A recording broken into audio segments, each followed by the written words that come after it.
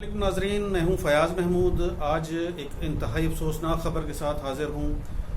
शुमाली इलाका जात के इलाके बडग्राम की तहसील अलाई में स्कूल के बच्चे एक चेयर लिफ्ट में फंसे हुए हैं। एक टीचर भी उनके साथ है और एक बच्चा जो दिल का मरीज़ है, एक नौजवान जो दिल का मरीज़ है, वो भी उस चेयर लिफ्ट में फंसा हुआ है। रेस्क्यू ऑपरेशन और पाक आर्मी का ऑपरेशन जो है वो गुज़िश्ता 7 घंटों से पेंडिंग का शिकार है, जिसकी बुनियादी वजह जो है वो विंग कमांडर रिटायर्ड हैं आसिम नवाज साहब, माहिर एविएशन हैं। उन्होंने इसकी रीज़न ये बताई है कि मौसम की ख़राबी की वजह से वहाँ पर ऑपरेशन जो है वो शुरू नहीं हो पा रहा।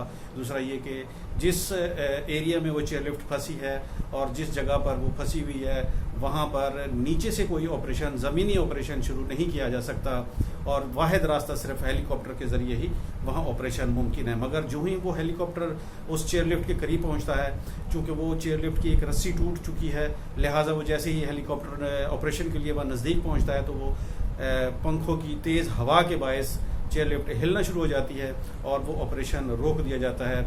बहुत कोशिश की जा रही है। उस चेयर लिफ्ट के अंदर जो गुलफराज नामी टीचर थे, उन्होंने मोबाइल के ज़रिए ये सारी सूरत हाल मीडिया तक पहुंचाई और दूसरे चैनल्स तक पहुंचाई, दूसरे ज़राए तक पहुंचाई, जिसके बाद वहाँ पर ये ऑपरेशन के लिए तैयारियाँ शुरू की गई। इसी तरह गुलफराज ने बताया कि वहाँ जो दिल का मरीज़ नौजवान था वो बेहोश हो चुका है इस वाक़े के बाद, मतलब इस सिचुएशन के बाद वो बेहोश पड़ा हुआ है काफ़ी देर से, और दूसरे बच्चे घबराए हुए हैं, वो बहुत ही परेशानी का शिकार हैं।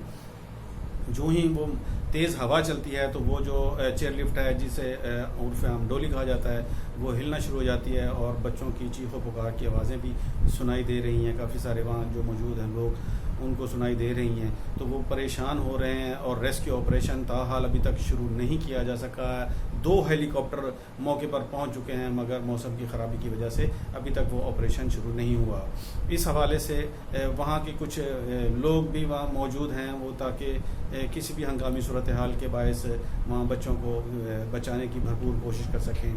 Wing commander retired Asim Nawaz साहब जो कि माहिर एविएशन हैं, उन्होंने सारी सिचुएशन बताई। उन्होंने ये भी बताया कि हेलीकॉप्टर जो है वो अगर 50 से 60 फीट लंबी रस्सी के ज़रिए और 100 फीट की दूरी से अगर वो ऑपरेशन शुरू करें तो मुमकिन है कि वो बच्चों को बाहिफाजत महफूज जगह पर पहुंचा सकें।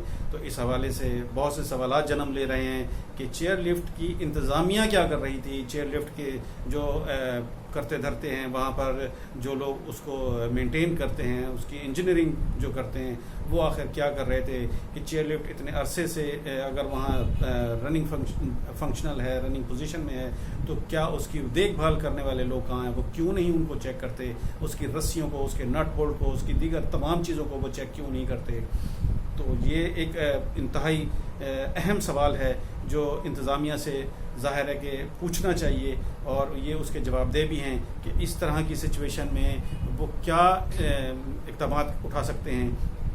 किसी भी वाक़े में एक दफ़ा पहले भी मेरे ख्याल में एबटाबाद में कोई चेयर लिफ्ट का वाक़या हो चुका है, वहाँ पर भी बच्चे फंस गए थे, मगर ये है कि वो सेफ हो गए और उनको बचा लिया गया था। यहाँ पर ये वाक़या जो हो रहा है, इसमें भी 2 हेलीकॉप्टर तो पाक आर्मी के वहाँ पहुँचे हुए हैं मगर अभी तक ऑपरेशन शुरू नहीं कर सके।